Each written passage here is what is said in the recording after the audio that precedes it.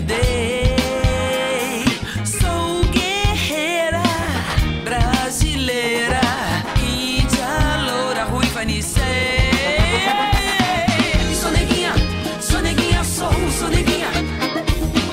Sou neguinha, sou neguinha, sou neguinha. Olha, é uma coisa que quando você tem essa formiguinha lá, esse que a gente chama de dom, que é uma coisa realmente divina, né? A gente descobre que a gente faz parte da nossa natureza, né? É uma coisa muito orgânica e às vezes você nem tem noção exatamente, né, do que você realmente é e do que você quer realmente fazer muitas vezes.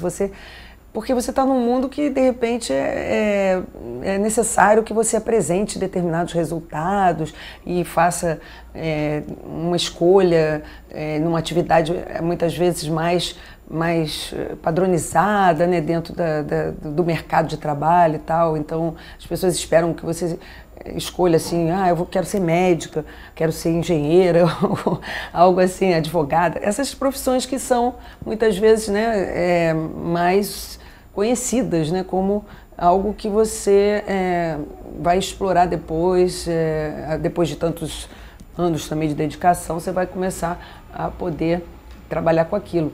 Mas, na verdade, na arte, eu acho que, para mim, pelo menos, aconteceu muito natural. Eu sempre, eu já comecei, assim, com 5 aninhos de idade, eu já dava aula para minhas bonecas e aí eu botava todas elas enfileiradinhas, com as roupinhas e tal, e usava os sapatos da minha mãe, né? Então já comecei a fazer essa coisa meio teatral, né? Com as bonecas que tomavam uma vida para mim. Tava andando na rua à toa, tava indo tudo muito numa boa, tava um dia ensolarado, tava junto com a galera batendo papo furado, de repente apareceu na minha frente alguém pedindo ajuda, eu pensei, isso é problema. E acabei também fazendo um curso de teatro no colégio, porque aí eu fui ficando adolescente, né? Aos 14 anos eu entrei para o grupo de teatro do Colégio do São Vicente de Paulo, que depois a gente fez um espetáculo no Teatro do Divina Providência, que é um palco bacana, que até hoje acho que ainda existe lá. Quando eu senti que realmente aquele curso de teatro lá do colégio despertou, né, seguir adiante no teatro e trabalhar mais a questão da composição de personagens e descobrir, né, essas ferramentas que a gente tem para poder compor, né, criar, né, uma outra pessoa, descobrir que você vai poder passar esse outro ser que vai nascer em você e você vai sê-lo. Então eu resolvi ir para uma escola de teatro. Eu acabei indo para o tablado, onde eu realmente tive uma formação bacana, através do Bernardo Jablonski, a Maria Vorris, tinha também Luiz Cardoso na época, e a Maria Clara Machado, que era uma grande inspiração para a gente. Então, dali, inclusive, teve alguns outros atores, né, que hoje em dia estão até hoje aí, como a Malu Mader, como o Maurício Matar, tinha uma galera assim que também estava lá com a gente.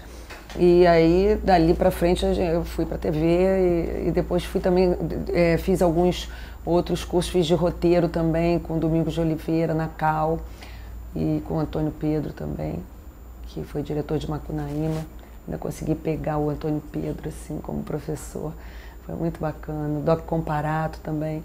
Porque eu sempre gostei também de ver um pouquinho o outro lado, sabe? Eu passei de atriz para me interessar pelo lado do autor, né? E também gostaria de também dirigir. E aí queria... Na verdade, quando eu entrei para esse curso de roteiro, eu também queria dar uns pitacos, assim, na parte de direção. Eu vinha fazer cursos de vídeo, né? De atores já profissionais, e a gente fazia workshops lá nesse mesmo lugar. Agora é um polo assim de vídeo, cinema, lá em frente ali a Globo, lá na Lopes Quintas, que hoje é só o jornalismo.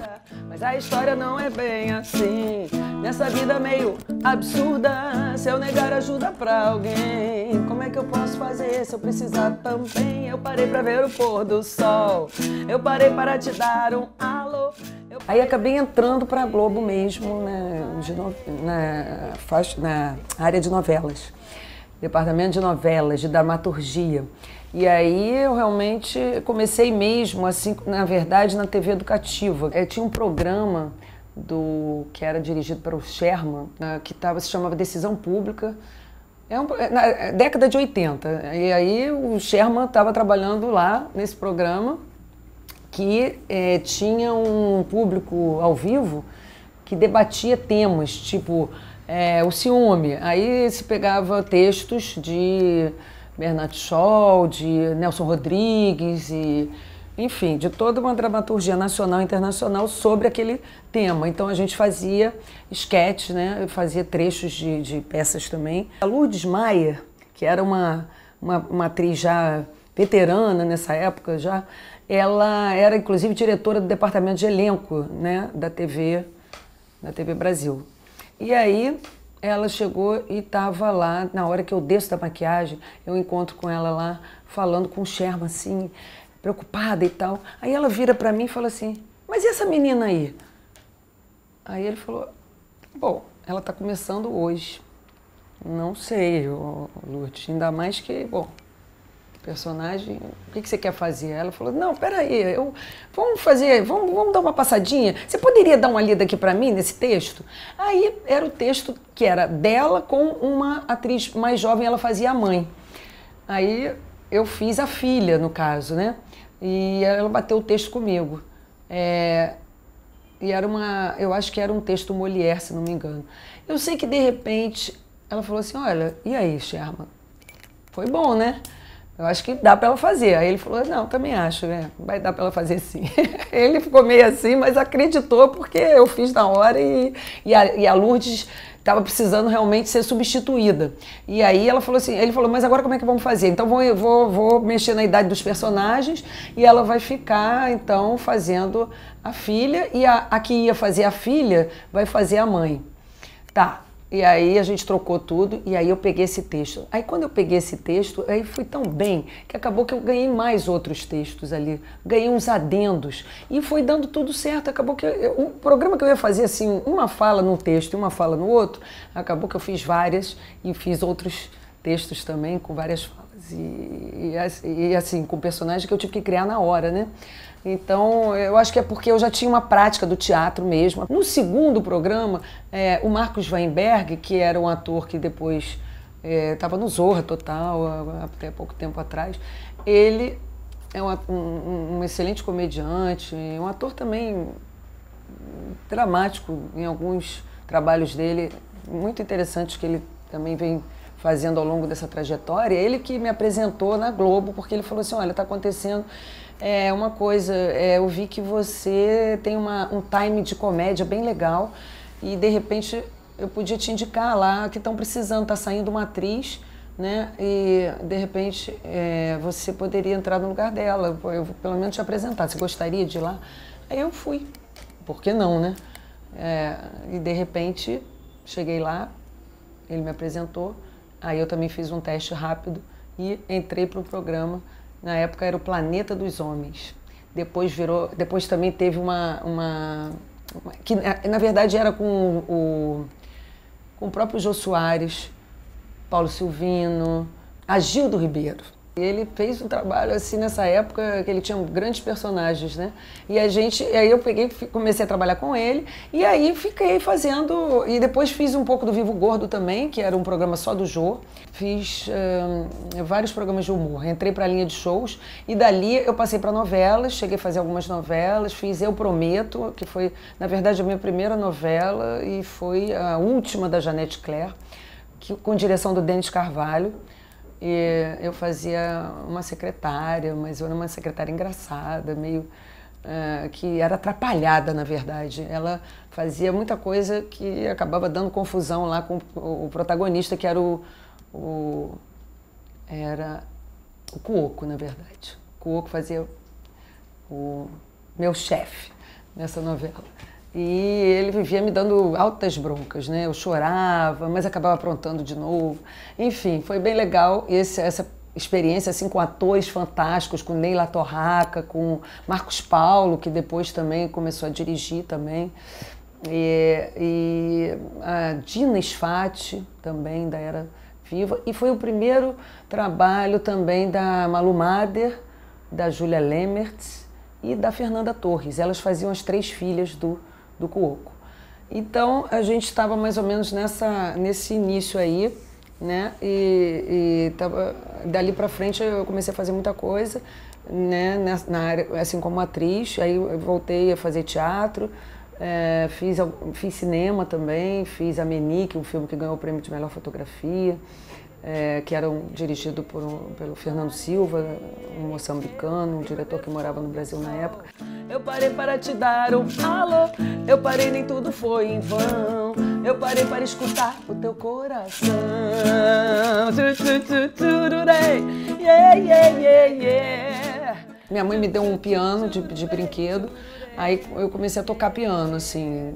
Também eu tinha esse lado com a música, então foram 2 coisas que foram acontecendo mais ou menos ao mesmo tempo.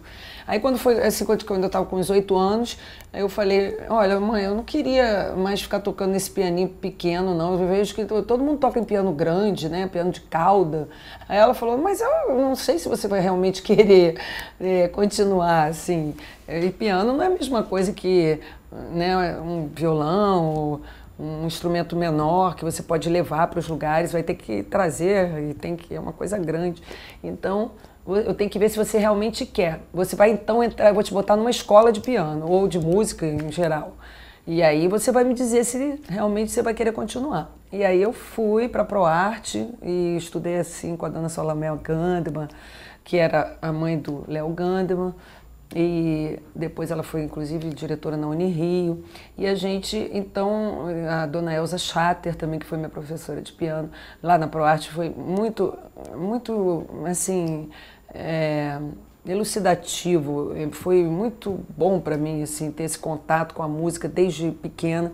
Aí tinha o maestro Guerra Peixe, ele ficava lá, né, regendo. Então eu comecei a querer também cantar e fazer coisas que eu, na verdade, eu entrei pro coro também da ProArte depois, porque eram coisas que me completavam mais como intérprete também, que juntava o teatro com a música, mais do que propriamente um instrumento. Porque o piano acabou sendo uma coisa meio solitária, uma coisa muito técnica também. É muito bom, você aprende teoria musical, harmonia, e isso te dá uma visão muito ampla da música. E a ponto de justamente você começar a querer, no meu caso, comecei a ficar com vontade de compor também, de tirar a música de ouvido. Então eu comecei a ficar pensando, como é que eu vou fazer? Porque tudo vem escrito e eu tenho que ficar decifrando os acordes.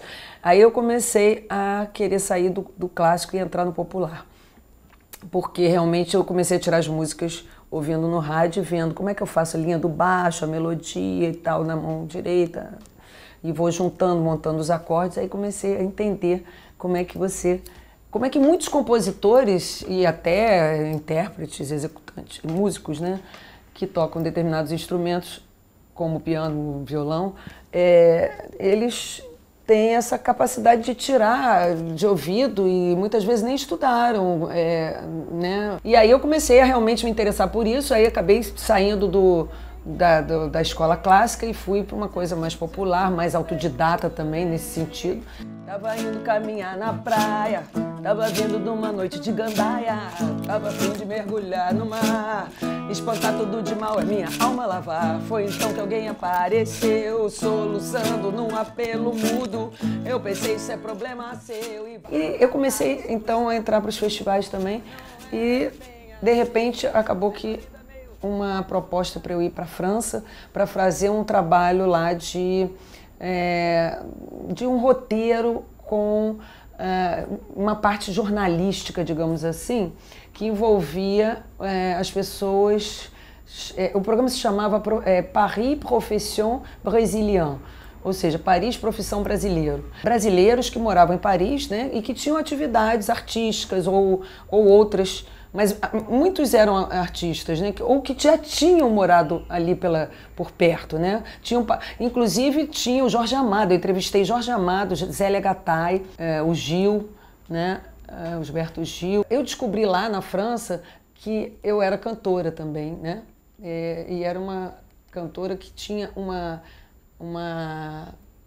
digamos, essa veia do ator, né, do intérprete, bem acentuada, e na hora de eu cantar, eu passava essa história, né, eu contava essa história dentro dessa canção, né, de uma forma bem, assim, muito orgânica, muito natural. Então, as pessoas, independente da questão técnica, vocal, né, da música em si, mas tinha a questão também da interpretação, que era uma coisa mais completa. Então, eu encontrei alguns músicos que me propuseram, olha, você não quer vir fazer um trabalho? O Arrigo Barnabé, na época, estava lá, e ele me apresentou para um dono de um estúdio, um diretor musical, que quis fazer também um teste comigo, e aí eu cantei alguma coisa, né, de música brasileira, assim, tipo, coisas que eles pediam, bossa nova. E aí o cara falou, nossa, que timbre maravilhoso, você tem que começar a trabalhar aqui com a gente. E aí eu achei até bastante interessante, porque a música, ela tem uma linguagem mais universal. Eu parei para ver o pôr do sol, eu parei para te dar um alô, eu parei para te compreender, eu parei para ver o pôr do sol, eu parei para te dar um alô, eu parei, nem tudo foi em vão, eu parei para escutar o teu coração.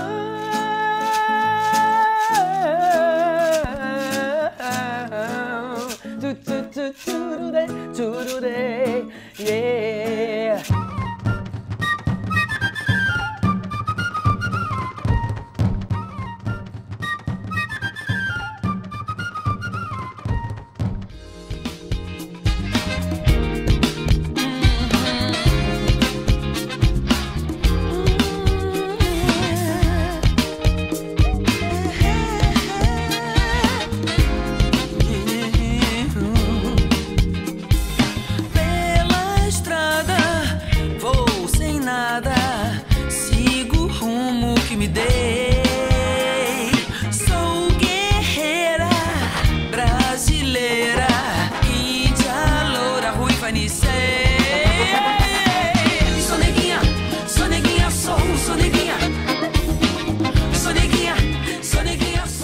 Eu acabei virando meio que as pessoas falavam assim, uma embaixadora da música brasileira aqui, porque realmente, quando você vê o Brasil de fora, aí você começa a ver realmente as coisas que você, de repente, não estava dando tanto valor, né?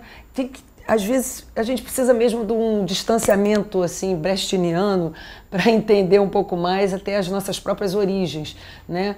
E eu acho que a partir daí a gente se autodescobre, então você começa a poder, sabe, dizer alguma coisa também, né? Poder mostrar o que é uma cultura que você nasceu dentro, mas muitas vezes você está tão próxima dela que você, na verdade, não avalia bem ainda certos elementos que estão ali do lado e que você já tem, mas não cultivou tanto.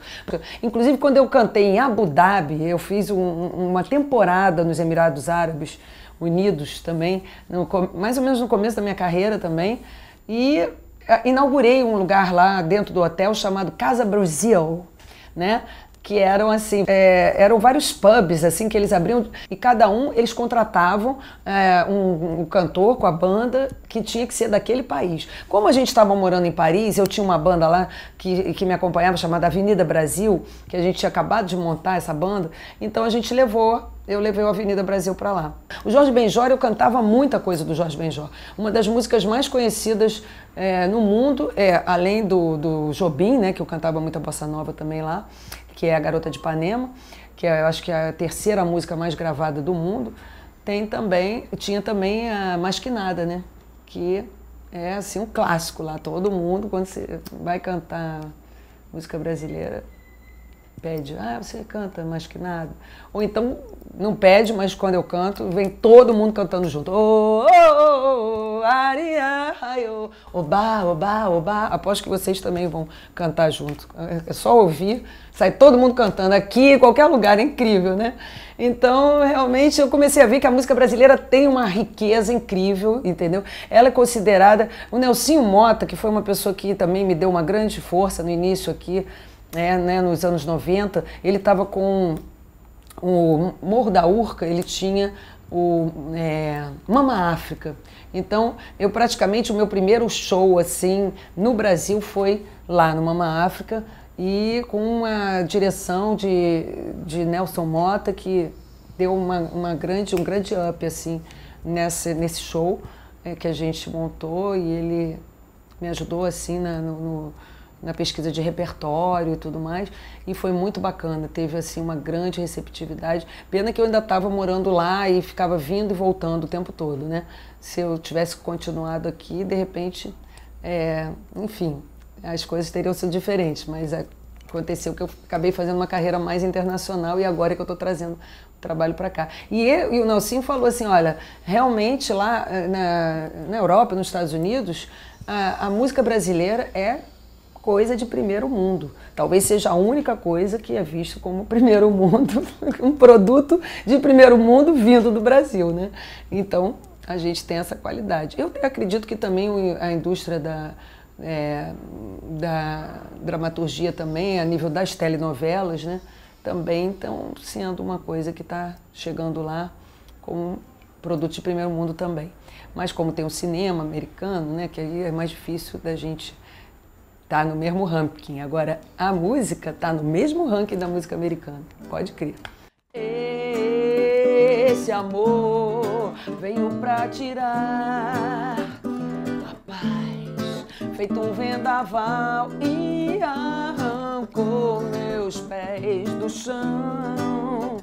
Sem asas voei, sem terra fiquei, a mala... Tive momentos bacanas assim da carreira. Por exemplo, um momento muito interessante foi na Rio 2016, que eu cantei no palco Encontros, lá no Boulevard Olímpico, aquele palco principal maravilhoso, que inclusive tiveram índios de verdade que vieram lá das reservas, lá de Paraty, né? Vieram alguns da Bahia também.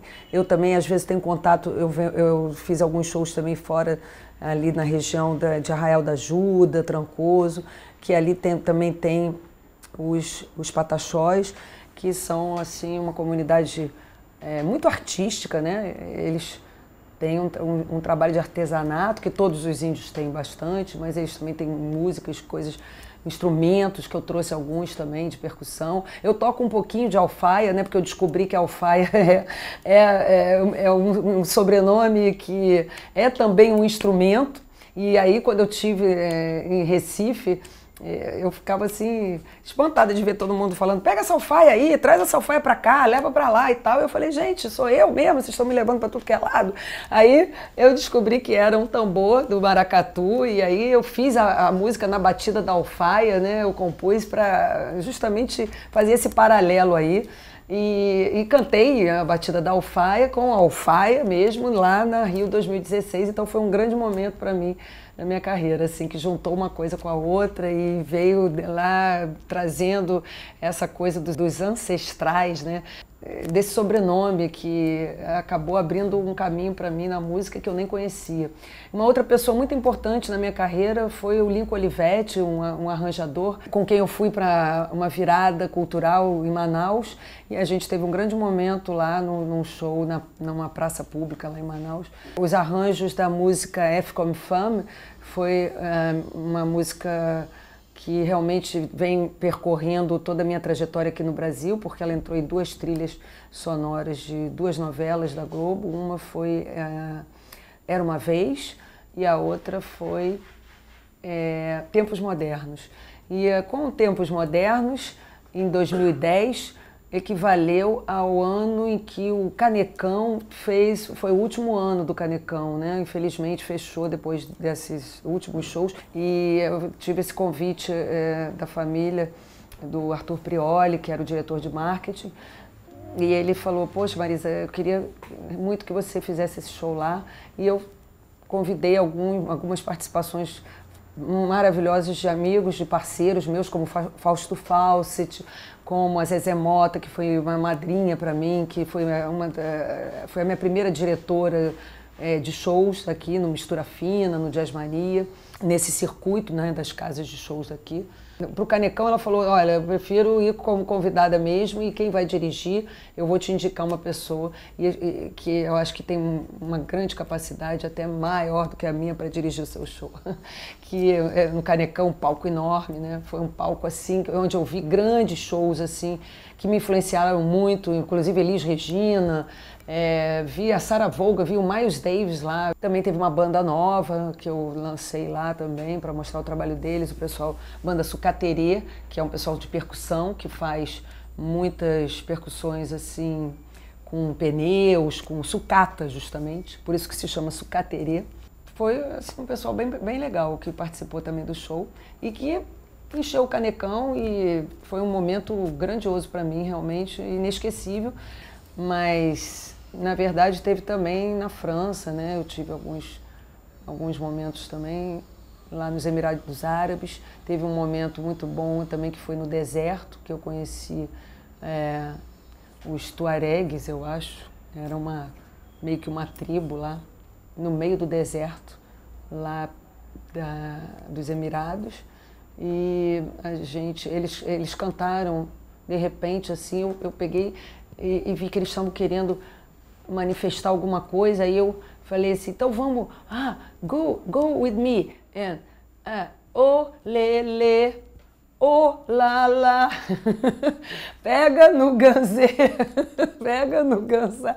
Eu ensinei isso para eles e eles começaram a fazer isso, oh, lê. Eles é porque é meio onomatopeico, né? Eu falei, vou pegar alguma coisa que inspire, que dê para eles entenderem, enfim, e cantarem. E eles têm lá umas escalas árabes, assim, de microtons, que são muito difíceis também. Inclusive, por isso que eu também me interessei pela música árabe. Inclusive, eu também tenho uma versão que está no meu EP, que é do Khaled, com quem eu também cantei aqui no Brasil. Foi um grande momento também no festival, foi o Fest em Rio. Isso foi já em 96, foi também nessa época aí, no começo de carreira, que eu já fiz a versão, fui a primeira versionista dele em português da música Didi. E agora eu estou fazendo a nova, que é El Arbi, mas que também é desse mesmo disco.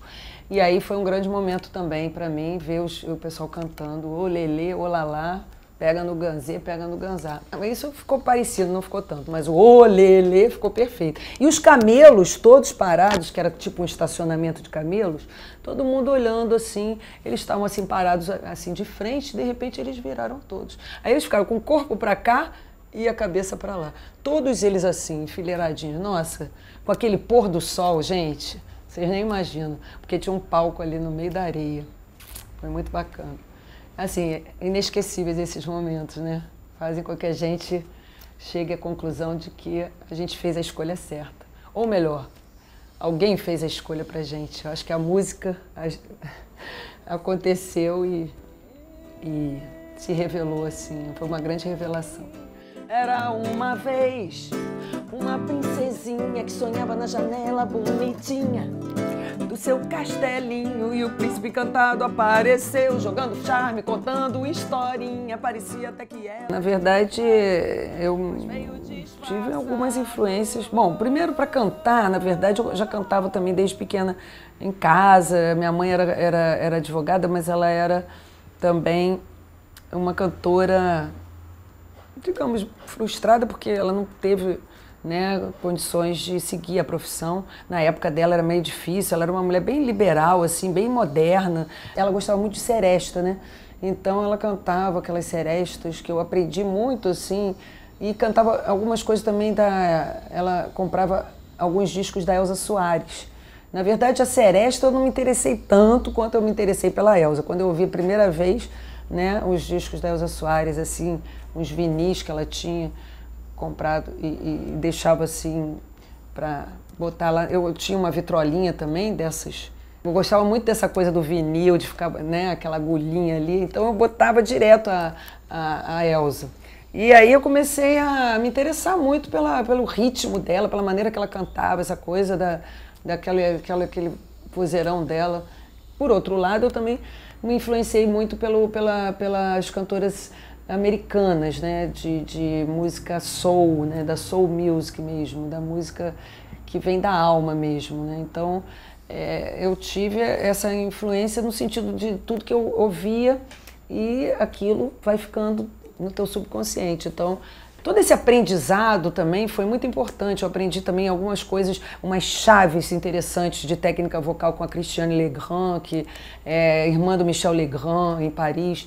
Ela realmente me deu um caminho bem interessante, mas aí ela fazia uma coisa, ela era de um grupo chamado Single Sisters, que eram cantoras de jazz e que faziam todas grandes vocais, assim, e harmonizações muito, muito interessantes, muito criativas. E aí eu peguei essa influência toda e depois aqui no Brasil também eu gostava muito de Tim Maia, gostava muito desse swing, assim, esses cantores, né? Eu via também muito Milton Nascimento, então era uma mistura, assim, né? Então eu tenho esse lado, assim, dessa coisa do swing, dessa coisa do lado afro-brasileiro, né? no meu sangue musical, entendeu? E talvez, acredito que também na minha etnia, né? Nessa mistura de raças que a gente tem, e que eu falo na minha música, Guerreira Brasileira.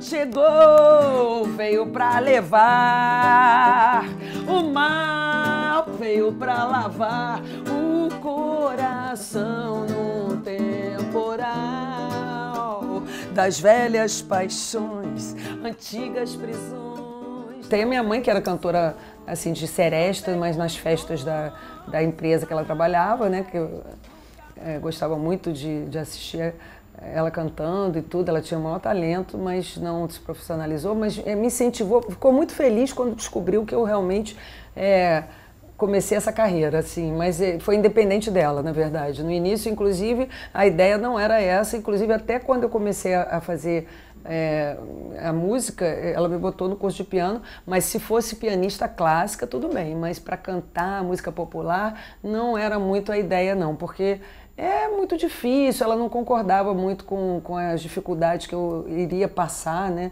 Ela imaginava que ia ser complicado e também tem todo esse preconceito, tem a questão da mulher também, né? De estar passando por um processo agora de transformação, mas é uma coisa que, né, a gente está trabalhando nisso há alguns séculos, talvez, quase, né?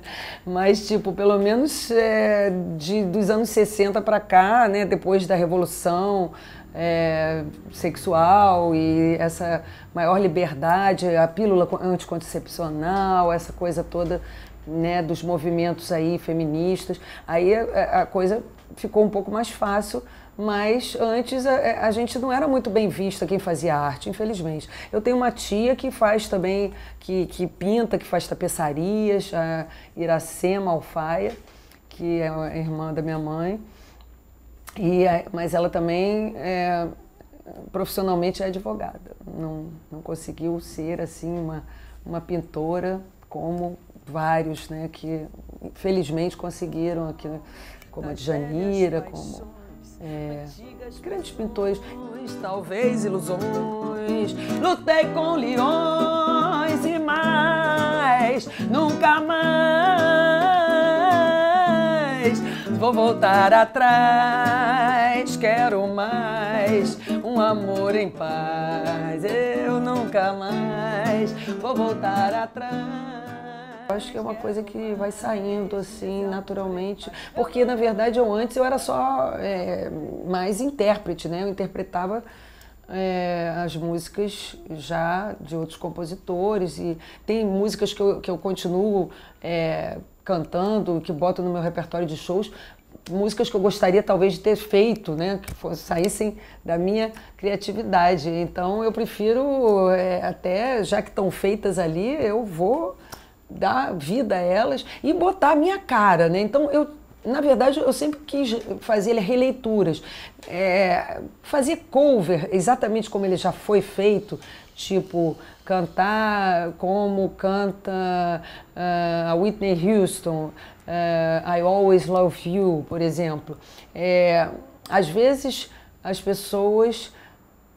existem pessoas que gostam de fazer esse trabalho, né? Simplesmente cantar o que já foi gravado daquela forma e cantar exatamente como aquele cantor. Como tem bandas que fizeram o cover dos Beatles, do Pink Floyd, que são bandas ou cantores, ou enfim, são artistas que são de uma riqueza incrível. Então, só de você conseguir fazer exatamente igual já é bastante...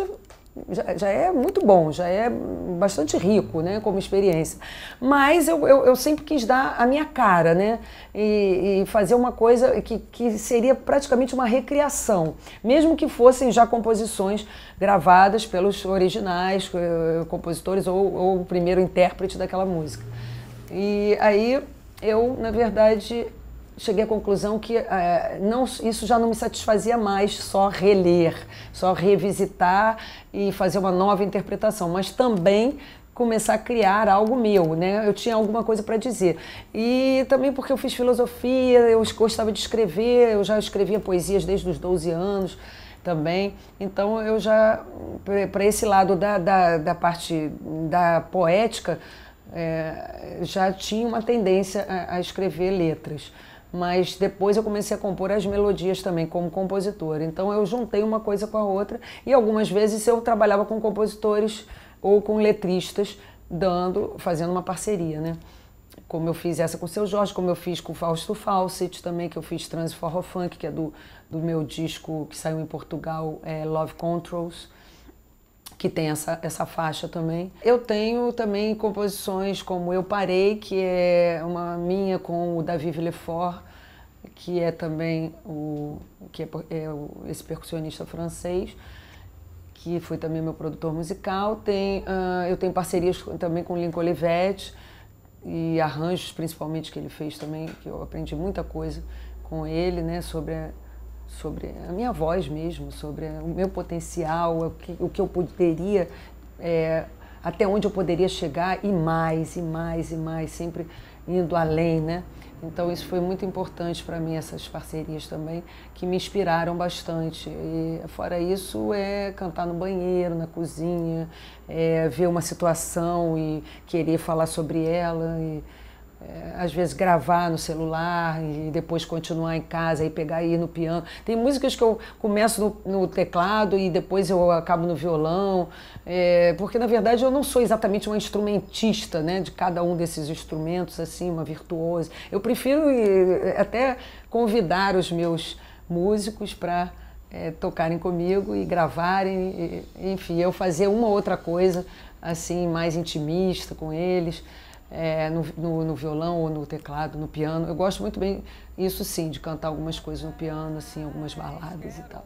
Mas, em geral, eu prefiro mesmo estar solta no palco. Eu nunca mais vou voltar atrás, quero mais esse amor em paz. Eu não vou, eu nunca mais vou voltar atrás, nunca mais vou voltar atrás. Eu quero mais, eu quero mais, eu quero um amor, um amor, um amor.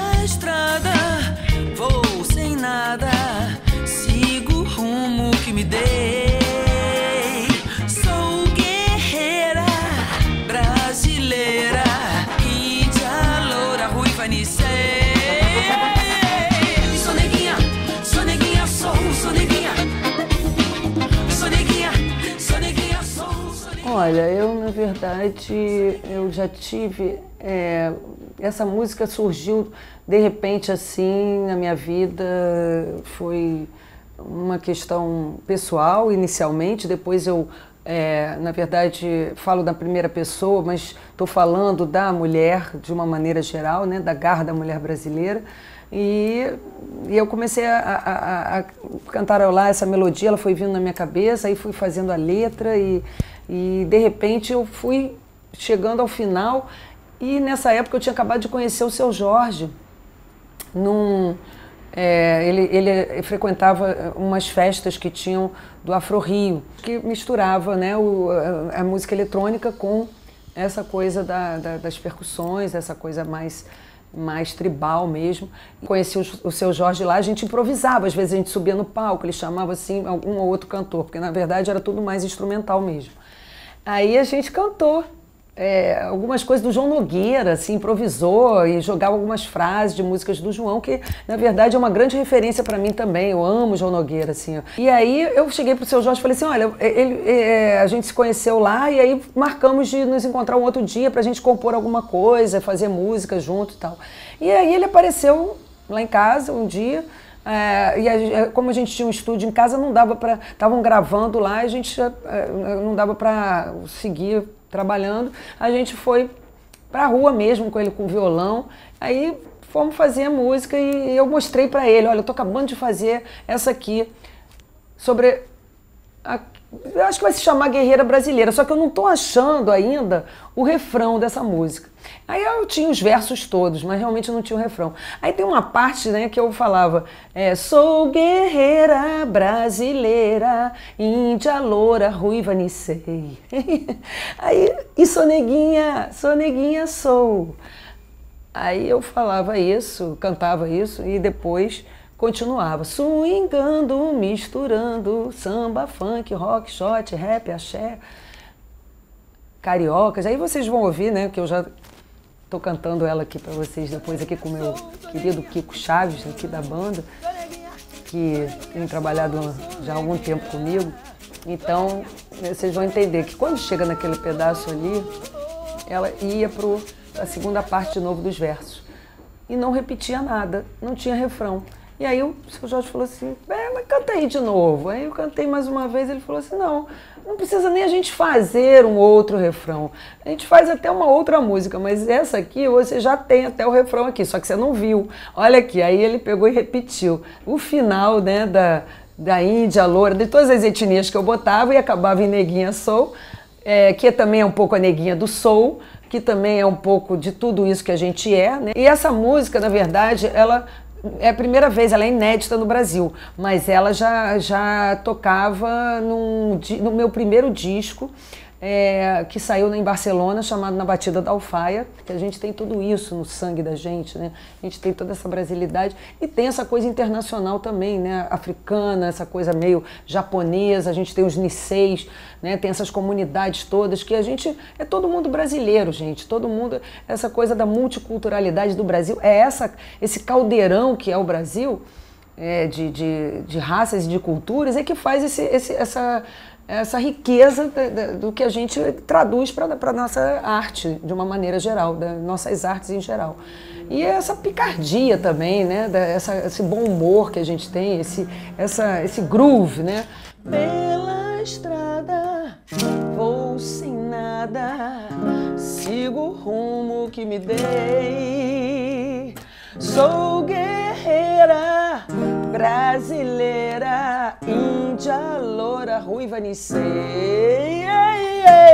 Sou neguinha, sou neguinha. Então, eu acho que foi por aí. A Guerreira Brasileira me inspirou já por conta da brasilidade, por conta da garra do povo brasileiro e especialmente da questão da mulher, que está atualmente conseguindo um espaço que finalmente a gente está conquistando. Não vou dizer que já conseguimos, a gente já conseguiu bastante coisa, mas eu acho que ainda tem muita coisa pela frente, ainda tem uma luta muito grande e eu gostaria de fazer parte dessa campanha, dessa luta, né? E assim, dar uma força aí para a galera que está chegando e está com muita garra e está conseguindo passar por todos os obstáculos que a gente tem só pelo fato de ser mulher muitas vezes. infelizmente, ainda acontece muito, porque é um país que ainda tem toda uma tradição assim, né, patriarcal e machista, né? Infelizmente, eu mesma já fui vítima muitas vezes do machismo no Brasil e até fora dele, né, em países latinos. Infelizmente, os latinos só têm esse probleminha que tem que trabalhar bastante ainda, essa questão da igualdade de gêneros, né? Então é uma batalha que eu acho que a gente está tendo que dar continuidade a ela e de alguma forma usar a minha arte para esclarecer alguns tópicos que estão ainda meio nebulosos, né?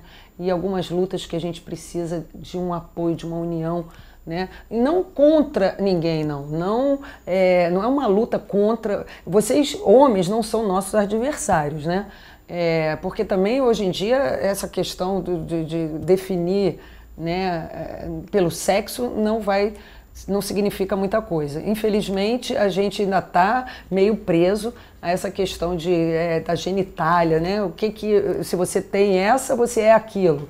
Às vezes não é, né? Internamente você não condiz exatamente com o que está externamente no seu corpo. Então, tudo isso está sendo discutido hoje em dia. Mas a questão da mulher, como mulher mesmo, assim, aquela que, né, que assume esse gênero, né, da feminilidade e da disputa do mercado de trabalho, como uma mulher que seja piloto de um avião, é muito mais...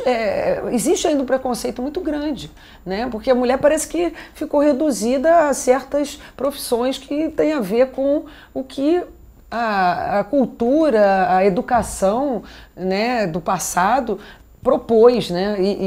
Porque a gente vinha, de repente, né, da pré-história, onde o homem saía para caçar e a mulher cuidava da cria, mas também tem outras espécies que acontece o contrário. Então, quer dizer, isso tudo eu acho que tem que mudar. E se a guerreira brasileira puder colaborar, nem que seja um pouquinho, né, nesse mar de possibilidades que a gente tem para crescer e virar uma grande sociedade assim, igualitária, né, e assim, humanitária e pacífica, eu acho que é o papel que o artista, eu me coloco nessa turma aí, né? Swingando, misturando, samba, funk, rock, shot, rap até axé, cariocas, tapiocas, marshmallow e dendê. Representa a vida mesmo, porque eu acho que a música está em tudo que eu faço, né? Que eu acho que as pessoas em geral fazem. Eu até uma vez escrevi um poema sobre a música, né? Que a música o som, na verdade. Você pode encontrar música em qualquer som, né? Você vê que as pessoas aqui têm aquela coisa da caixinha de fósforo e vira uma percussão, rapidinho você já está tocando, já está criando um sambinha. E isso em relação a um determinado, né, gênero. Na Espanha, porque depois eu fui para Barcelona nos anos 2001, 2002, e ali eu realmente comecei a misturar a música mais orgânica com a música eletrônica. E aí comecei a descobrir que realmente, né, você tem ondas, tem as ondas alfa, beta, gama, que são sonoras também, entendeu? E que às vezes são quase imperceptíveis, mas elas entram em você. Então, tem manifestações assim que são quase religiosas, todas elas usam música. Eu não sei o que aconteceria comigo, principalmente, mas eu acho que com a maioria das pessoas, com a humanidade, se não houvesse mais música. Já pensou se a gente fizesse assim uma greve e ninguém mais fornecesse música para as rádios, por exemplo? Não houvesse mais música em rádio, só as pessoas falando, né? Noticiários, enfim, só oratória. Vocês acham que seria interessante? Como é que ia ser para a gente, tipo assim, lembrar daquela música que você ouviu quando você, sabe, teve o seu primeiro beijo, de repente, né? E outras coisinhas mais, né? As coisas bonitas que aconteceram na sua vida, as coisas às vezes tristes também, que deixam uma saudade. A música, uma vez uma pessoa que estava na plateia, que eu não conhecia, foi assistir um show meu, e aí chegou no camarim e falou assim, olha, eu vim te agradecer porque teve músicas que você cantou que eu me senti assim, lavei a minha alma. Eu até chorei, mas não era só porque eu estava triste. Na verdade, eu estava precisando daquele momento, eu me emocionei. E eu estava precisando me emocionar. Há muito tempo que eu não me emocionava dessa forma, não caíam as lágrimas. E aí eu saí assim do teu show de uma forma como se eu tivesse feito uma lavagem na alma, né? Então eu achei isso uma coisa tão gratificante, sabe? Que às vezes vale muito a pena você, sei lá, chutar o pau da barraca e partir para uma coisa mais alternativa, que é a música. No início é muito difícil, né? A gente conseguir um espaço, mas eu acho que vale a pena tocar o coração das pessoas e isso é o principal para mim. Misturar de nós, em busca de paz, cantando na chuva radioativa, vou do jeito que sei, no meio do caos.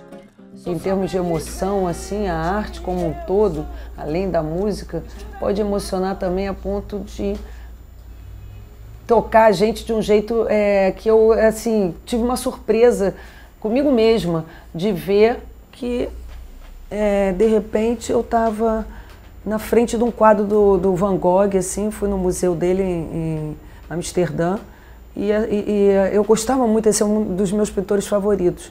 E eu cheguei e vi aquele quadro assim, de repente meus olhos começaram a encher de lágrimas, eu não entendi como é que uma pintura, porque na verdade a pintura tem uma questão contemplativa, né? Ela tem é uma arte muito tranquila, né? Ela entra em você de uma outra maneira. É diferente da música, é diferente do cinema, do teatro. De qualquer forma, a arte como um todo, ela toca uma região do nosso interior, né? Do nosso espírito, da nossa mente, de uma forma muito particular, eu acredito que ela possa criar revoluções internas muito fortes.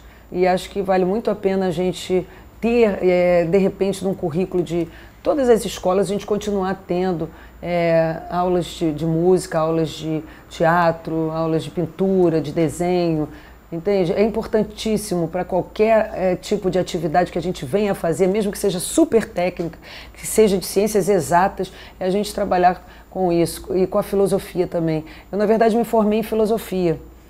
Esse é um detalhe que acaba esquecendo porque eu acabei não seguindo essa carreira, né? Mas eu me formei na PUC em filosofia, fiz muitas matérias também na área da psicologia, junguiana e tudo mais, eu gosto muito dessa linha. Eu acho que, por exemplo, Dona Anísia da Silveira está aí para dizer que, poxa, chega até praticamente pode chegar à cura, né? De certas psicopatias, assim, que aparentemente não teriam outra solução. E através da arte você pode chegar, inclusive, ao êxtase, né? Eu sou o samba, sou natural aqui do Rio de Janeiro. Sou eu quem leva a alegria para milhões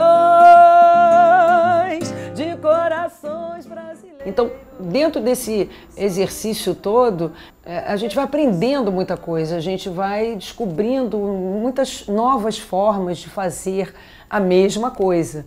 Claro que existem coisas técnicas que você tem que fazer sempre, praticamente iguais, como aquecimento vocal antes de entrar no palco, e determinadas outras coisinhas que a gente faz, né? Certos exercícios, às vezes personalizados que você tem, inclusive de concentração, né? E que você vai ganhando, vai descobrindo sobre si próprio e vai crescendo, isso vai te dando um upgrade a cada dia. Então, nesse exercício, eu fui também conhecendo muita gente interessante, fui descobrindo outras formas de fazer música, né? Eu fui descobrindo que, por exemplo, inclusive, essa coisa da música eletrônica, que às vezes as pessoas têm um certo preconceito, porque você usa, às vezes, bases que já estão pré-gravadas e tal, e lança lá junto com a voz ao vivo e com algum instrumento, né, que vai improvisar em cima também. As pessoas têm, às vezes, um preconceito que, na verdade, você consegue transformar aquilo, né, nesse exercício dessa questão de novas tendências, de novas possibilidades que você vai descobrindo e você acaba descobrindo coisas inusitadas, entende? E vendo que você pode fazer música até, sei lá, dentro de um elevador, enfim. Essas coisas que você vai descobrindo no exercício da tua profissão, mas que você também vai descobrindo que sempre foi aquele serzinho, entendeu? Que era a célulazinha inicial, né? Que está lá no fundo da gente e que faz com que a gente entenda que existe algo muito maior do que nós mesmos, que nos trouxe, que nos faz estar vivos aqui, os planetas parados, assim, imantados, né? Dizem que essa energia se chama amor. Eu acho que eu descobri o amor no exercício da minha profissão.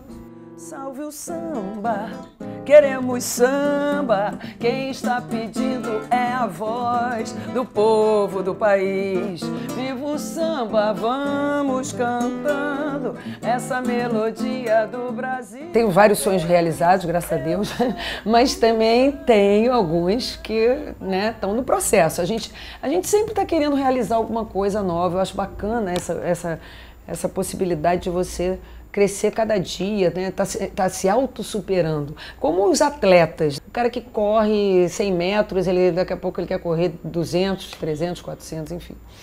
E com menos tempo, né? Quer entrar no Guinness Book. O que eu quero, para mim, na verdade, é que as pessoas ouçam, né, o meu trabalho. Eu acho que o trabalho do artista, de uma maneira geral, é com o público, né? Então, os sonhos que a gente tem, a gente consegue realizar se a gente ficar com eles na cabeça, assim, bem nítidos, né? E você ficar imaginando o que vai acontecer, o que você quer que aconteça. E aí começa a acontecer de verdade. Então, eu, por exemplo, comecei a ouvir tanto essa música que eu estou lançando agora, Guerreira Brasileira, que daqui a pouco, outro dia eu cheguei num palco assim que não era nem o meu e fui dar uma canjinha lá para um amigo, fazer uma participação. E aí eu comecei a cantar essa música. Você sabia que tinha gente que já tinha ouvido e começaram a cantar junto comigo?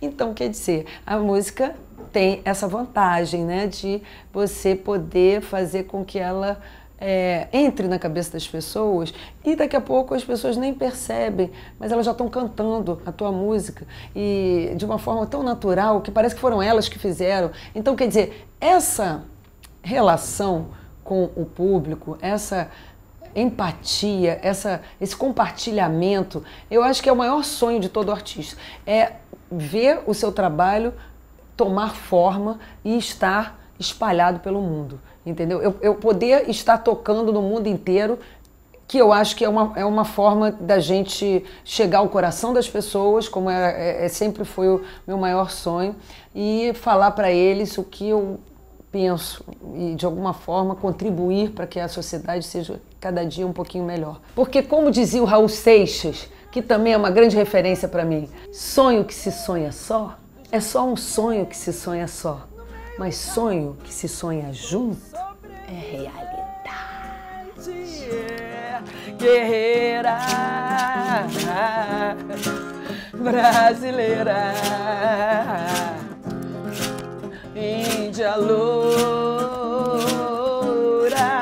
ruiva, nem sei, neguinha guerreira, eu sei. Sou neguinha, sou indiazinha, japonesinha, sou lourinha também, sou lourinha, sou neguinha, sou neguinha, sou neguinha, sou neguinha do sou neguinha, sou neguinha.